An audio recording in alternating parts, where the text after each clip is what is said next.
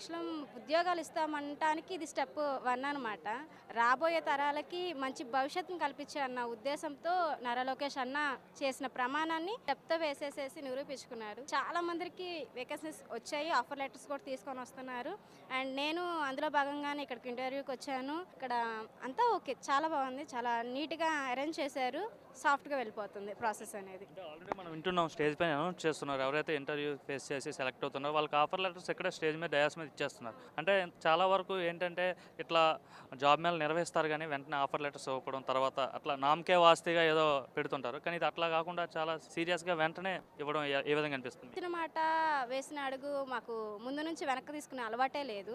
Call చేస్తాం అనేసి అంటారు. కాల్ కోసం ఒక నిరుద్యోగి ఎదురు చూస్తామంటే ఆకలితో ఉన్న వాళ్ళకి ఆహారం ఇప్పుడు పెడతారని ఎదురు చూసినట్టుండిద్ది. ఇక్కడ ఆకు మేమే వేస్తాము, ఆహారం మేమే ఇస్తాము, ఆఫర్ లెటర్ కూడా మేమే ఇస్తున్నాము. అన్న అంటే వచ్చిన ప్రతి ఒక్కళ్ళు